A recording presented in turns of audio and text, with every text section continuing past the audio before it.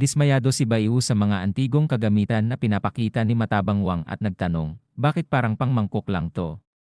Wala ka bang mas maganda? Napaisip si Mr. Wang at napagtanto niyang tama si Bayu. Kaya't naghanap siya ng isang espesyal na antigong bagay sa kanyang koleksyon. Sige, hintayin mo ako sandali. Ipapakita ko sa iyo ang espesyal na bagay ko, sabi niya, sa isip ni Bayu, bakit parang puro walang kwenta ang mga ito. Ngunit nang makita ang sistema, sinasabi nitong makakakita siya ng mahalagang bagay kay Fatty Wang. Kaya't nagtataka si Bayu kung ano ang ibig sabihin nito, biglang sinabi ni Mr. Wang, "Oh, heto na." At ipinakita niya ang isang espada. Nagulat si Bayu at nagtanong, "Ano to? Saan mo to ninakaw? Palalakihin ko ang mga mata mo," sagot ni Mr. Wang. Ito ang male duo sword na ginamit ni Liu Bei at Liu Xuande ng Three Kingdoms, parang hindi naniniwala si Bayu. Oh, totoo ba? Pinakita ng sistema na totoo nga ang espada, na ikinagulat ni Bayu. Totoo nga ito, sabi niya, ngunit sinabi ni Mr. Wang, pasensya na, hindi ko to mabibigay sa'yo. Kailangan ko to para kumita pa, nagtataka si Bayu, lumalabas na ang kayamanan ni Fatty Wang ay itong espada. Bigla niyang naisip, pati Diyos tumulong sa akin. Dahil sa kayamanang ito, pwede na akong pumunta at hanapin ang taong iyon. Kailangan kong makahanap ng paraan para makuha ang espada. Okay, nakita mo na ba ng sapat? Tanong ni Mr. Wang. Akala mo wala akong tunay na produkto. Ngayon, malinaw na sa'yo, di ba? Nagbigay ng sarcastic na sagot si Bayu, kanina lang hawak ko ang seven sword ni Cao Cao, ngayon naman ay ang double-edged sword ni Liu Bei. Ano kaya ang susunod? Nainis si Mr. Wang at sinabi, tingnan mo ang hugis at detalye ng patina. Paano ito magiging peke? Sabi ni Bayu, hindi mo ba sinabi ang parehong bagay tungkol sa 7-star sword? Nag-isip si Mr. Wang, at sabi pa ni Bayu, Boss Fatty, hulaan mo sa tingin ko may ear code pa itong espada. Nagmamasid si Mr. Wang sa kanyang espada at napansin na mukhang totoo. Napaiyak siya sa kawalang pag-asa. Akala ko mabibenta ko ng mahalang espada ni Liu at Cao, galit na galit lang pala to. Hindi talaga patas ang Diyos sa akin. Habang itatapon na sana ni Mr. Wang ang espada, biglang hinawakan ni Bayu ito at sinabi, tingnan mo naman ang itsura mo, parang kawawa ka na. Gusto ko ang espadang ito, magpresyo ka na, hindi na ako tatawad, sabi ni Mr. Wang, sabi ko piliin mo na kahit ano gusto mo, kunin mo na lang, wala akong pake. Peke lang naman ito. Maraming salamat, Boss Fatty, sabi ni Bayu. Habang pinagmamasdan ang espada, naawa siya kay Mr. Wang. Kawawa ka nga. Kailangan kong makahanap ng pagkakataon para makabawi sa kanya ng malaki. Kung hindi, makokonsensya ako. Ngayon, siguro, kailangan kong puntahan at makipagkaibigan sa matandang iyon dahil siya ang pinuno sa mundo ng mga antigong bagay. Sa wakas, hawak ko na ang two-stranded na espada. Maaari ko na itong ibigay kay Lao Che, ang mabuting guro ng mga bagay. Sana hindi ko na makita ang batang babae na yon dito muli pumasok si Bayu sa tindahan ni Mr. Che at nagtanong sa babaeng bantay, hello, nandyan ba si Master Che? Paumanhin, sagot ng babae, siya ay abala at maaring hindi siya makapagkita sa mga bisita ngayon. Nagtanong si Bayu sa kanyang sistema, kung alam ni Mr. Che na nandito ako, makikipagkita ba siya sa akin? 100%, sagot ng sistema.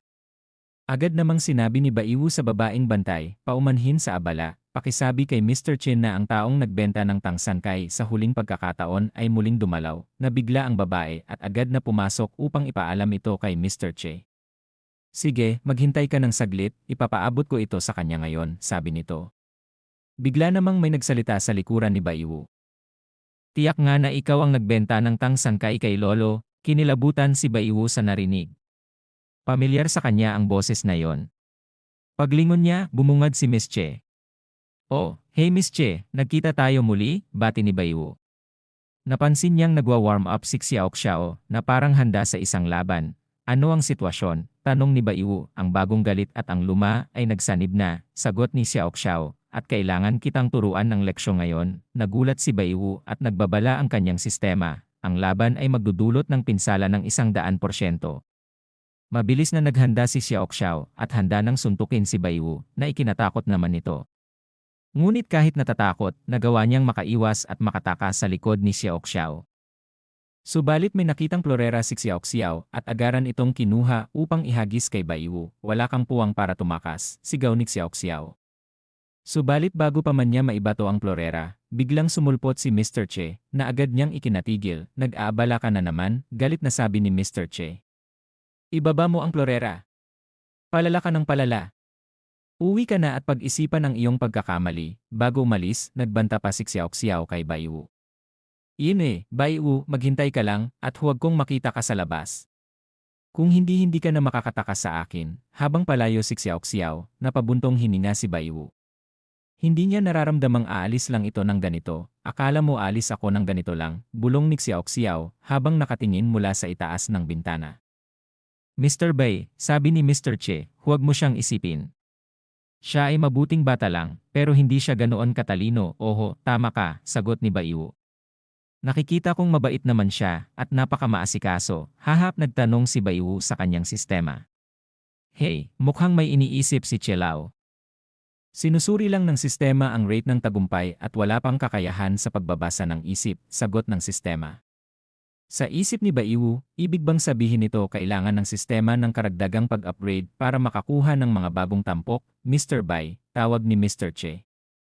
Sumunod ka sa akin sa itaas upang makapagkape tayo at mag-usap doon. Umakyat sila sa itaas. Mr. Che, talagang kahanga-hanga ang iyong tea room, sabi ni Bai Wu. Haha, magulo dito, tugon ni Mr. Che, pero walang makagawa ng tama. Sa isip ni Bai Wu, hindi magagawa ng tama. Masyado kang mapagpakumbaba, hindi ba? Ipinapakita mo na ba ang yaman, Mr. Bai, sabi ni Mr. Che, kung hindi ako nagkakamali. Tiyak na may dala kang kayamanang piraso, di ba, Mr. Che? Tingnan mo ito, sabi ni Bai Wu sabay pakita ng espada. Matapos makita ang espada, natuwa si Mr. Che. Mukhang kayamanan ng Eastern Han Dynasty, ang mga ordinaryong bagay ay hindi karapat-dapat sa iyo. Tanging mga ganitong uri ng bagay ang karapat-dapat sa iyo, sagot ni Bai Wu. Mr. Bai, ang ganitong uri ng duos-word mula sa Eastern Han Dynasty ay ngayon ay ina-auction sa halagang 5 milyon, sagot ni Mr. Che habang humahanga sa espada. Matapos pagmasdan ni Mr. Che ang duo-stranded na espada, umiti ito at nagsalita, kung ang mga espadang ito ay ginamit ni Liu Bei, sapat na yon para doblehin ang presyo ng 10 beses. Sige, sagot ni Bai Wu, sabi nila ang mga magagandang bagay ay dapat akma sa may-ari, at sa palagay ko, akma ka sa espadang ito. Gusto ng bagong henerasyon na ibigay ito sa iyo upang ipakita ang kanilang paghanga. Napatigil si Mr. Che at tinitigan si Bai Wu. Bakit mo ibibigay ang ganitong kabuting bagay sa isang matandang katulad ko? Kung ibibenta mo ang espada sa mga international buyers, natatakot akong magiging napakataas ang presyo nito. Matalim ang tingin ni Bai Wu, ngunit puno ng respeto ang kanyang tinig nang sagutin si Mr. Che. Ang pinakamahalaga sa akin ay makatagpo ng isang mahusay na guro tulad mo. Hindi, dapat mong pagmamay-ari ang mga kayamanang ito, at hindi ko sila ibebenta sa mataas na presyo. Tumingin ng seryoso si Mr. Chi kay Bai Wu at binitawan ang espada. Bakit hindi muna tayo mag-inom ng tsaa? Habang nagbubuhos ng tsaa, tahimik na tinanong ni Bai Wu ang kanyang sistema, ano ang sitwasyon? Posible bang hindi nasisiyahan si Chelao sa espada? O hindi siya nasisiyahan sa akin? Sumagot ang sistema, 100% na nasisiyahan si Mr. Che sa espada, ngunit sa iyo ay 10% lamang. Napalunok si Bai Wu sa sagot ng kanyang sistema. Tumikhim si Mr. Che, at matapos uminom ng kaunting tsa, sinabi, Mr. Bai, ang regalong ito ay masyadong mabigat, hindi ko ito matatanggap. Bukod dito, mas pinahahalagahan ko ang pagkakaibigan sa pamamagitan ng karakter at kakayahan kaysa sa bigat ng regalo. Maging magkaibigan tayo bilang mga Ginoo. Nagulat si Bai Wu sa narinig at lihim na naisip, ito ba ay isang tahasang pagtanggi sa akin? Iniisip niya bang hindi ako kwalipikado upang makipagkaibigan sa kanya? Pang-asar pa ng sistema, 100% na hindi ka kwalipikado. Habang naglalabas ng checkbook si Mr. Che, nagsalita ito, ang espada na ito ay isang magandang bagay. Ang presyo sa merkado ay 5 milyong piso. Ibibigay ko ito sa iyo ayon sa presyo. Kung may magandang bagay si Mr. Bai sa hinaharap, maaari mo itong dalhin sa akin at hindi kita pababayaan. Nadidismayang nag-isip si Bai Wu, ibinigay ko sa kanya ang espada at nais kong magtatag ng relasyon, ngunit tinanggihan ako dahil sa tingin niya ay hindi ako kwalipikado. Pero napangiti na lang siya at nag-isip, ay naku. Ang matandang ito ay medyo kawili-wili. Mukhang kung wala kang totoong kakayahan, hindi mo magagawang makipagkaibigan sa kanya. Habang iniisip ito, napansin ni Baiwu ang bintana at sinabi, sa negosyo, hindi lamang para sa pera kundi mahalaga ang kakayahan at talento.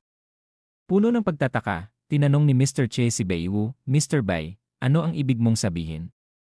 Mr. Che, sabi ni Baiwu habang tinutok ang tingin kay Mr. Che, sinabi mo na kung ang those words na ito ay ginamit ni Liu Bei, magiging 50 milyong piso ang halaga nito. Napaseryoso si Mr. Che at tinanong si Baiwu, Mr. Bai, sigurado ka bang ang espadang ito ay ginamit ni Liu Bei?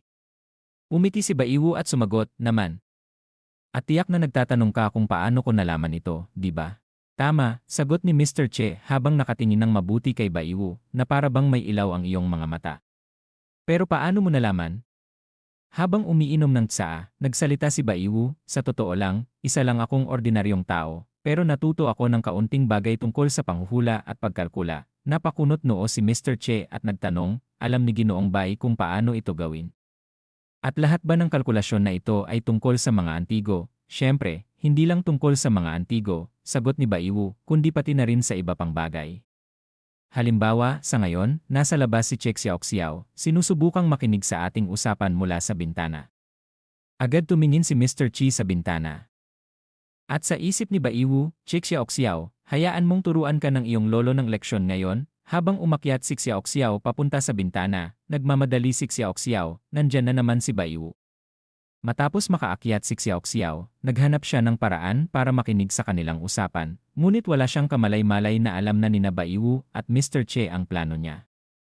Sa isip ni Baiwu, ginamit ko ang sistema para malaman ang lokasyon ni Che Xiaoxiao. Biglang sinabi ni Baiwu, Che Xiaoxiao, hindi ko inaasahan na marunong ka nito. Spider-Woman, nainis si Xiaoxiao at sumagot, Baiwu. Ang lakas ng loob mong lokohin ako.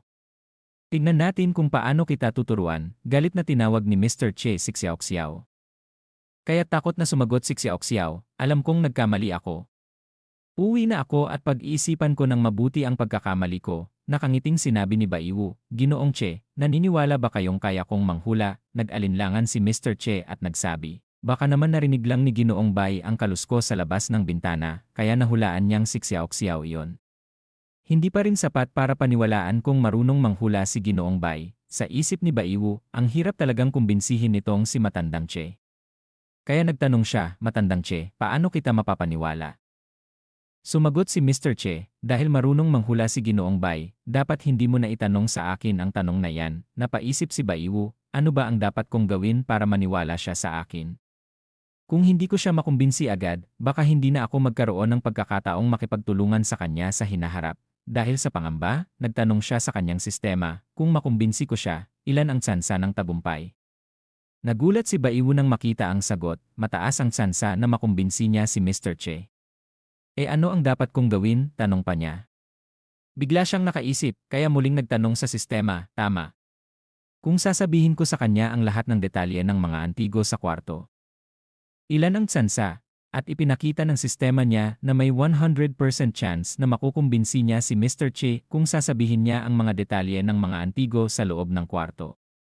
Sige, gawin na natin ito, sabi ni Baiwu sa sarili. Nagsimula si Baiwu sa kanyang plano at sinabi, napansin ko ang tia room na ito, may 26 na antigong gamit sa kabuuan. Tama? Sumagot si Mr. Che. Nakita mong may 26 na antigo sa loob, ibig sabihin lang nito ay marunong kang magbilang, pero hindi ibig sabihin na marunong kang manghula, sabi ni Baiwu, Ginoong Che. Pakinggan niyo akong mabuti at hayaan niyo akong sabihin sa inyo, tumango si Mr. Che at sinabi, gusto kong marinig yan.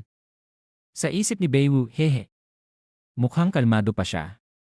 Huwag kang mag-alala, hindi kita tatakutin hanggang mamatay ka sa takot sa maririnig mo. Ginamit ni Baiwu ang kanyang sistema upang malaman ang lahat ng detalye ng mga antigo sa loob ng kwarto. Sinabi ni Baiwu, simulan na, agad pinakita ng sistema ang lahat ng detalye ng mga antigo at mabilis itong pumasok sa isip ni Baiwu. Nagsimula siyang magpakitang gilas kay Mr. Che, Matandang Che. Itong set ng red sandalwood utensils ay nagmula pa noong panahon ng Qianlong sa dinastyang Qing, tama. Napatango si Mr. Che at sabi, hindi na masama. Pinagpatuloy ni Baiwu ang kanyang pagpapakita, dapat ito ay isang royal na gamit at may halagang humigit kumulang 20 milyong yuan. Ginoong Che, tama ba ako? Sinabi ni Mr. Che, Tama ang sinabi mo, pero hindi pa rin sapat para kumbinsihin ako. Napangiti lang si Baiwu at kinuha ang isang Black Jade. Ang Black Jade platform na ito ay nagmula pa sa rebolusyon ng Ming Dynasty. Ang halaga nito ay nasa 5 milyon, tama ba? Tahimik lang na nakikinig si Mr. Che habang tinitingnan ni Baiwu. Dagdag pa ni Baiwu, ang Black Jade Inkstone platform na ito ay ginamit ni Zhang Juzheng, ang paunahing katulong ng gabinete ng Wanli Dynasty ng Ming Dynasty. Nabigla si Mr. Che sa narinig, napapatayo ito mula sa kanyang kinaupuan at halos hindi makapaniwala. Bai, paano mo nalaman ito? Inabot kami ng 2 buong taon pagkatapos ng maraming konsultasyon at pagsasaliksik sa napakaraming mga librong pangkasaysayan, saka lang namin natukoy ang pinagmulan ng inkstone na ito, ngumiti si Baiwu, syempre, kinakalkula ko ito. Naguguluhang tanong ni Mr. Che, kinakalkula. Paano nangyari iyon? Muling ngumiti si Baiwu at sinabing, hindi pa ako tapos. Pakiupo muna at makinig ng mahinahon, dahil sa gulat kanina, naupo muli ang matanda at hiniling kay Baiwu na magpatuloy. Sinimulan na ni Baiwu, ang brush holder na ito ay mula sa study room ng Emperor Jiaqing ng Qing Dynasty. Ang mga brush na ito ay mula sa Republic of China period. Ang bronze jug na iyon ay mula sa Song Dynasty sa panahon ng Spring and Autumn period. Ang blue and white porcelain na ito at ang Huchen Kiln pati na rin ang Jingdezhen ay mula sa Yuan Dynasty. Habang detalyado ni Baiwu ang bawat antigo, hindi makapaniwala si Mr. Che sa kanyang naririnig. Matapos idetalye lahat, tinanong ni Baiwu, natapos ko na ang mga pinagmulan ng 26 na antigong bagay. May duda pa ba ang matanda sa aking kakayahan? Dito ko muna tatapusin mga kapilinots at kung nagustuhan nyo ang aking manhwa recap ay paki-subscribe naman po at paki-click na din po ang notification bell para maging updated po kayo sa mga bago kong upload. Salamat po.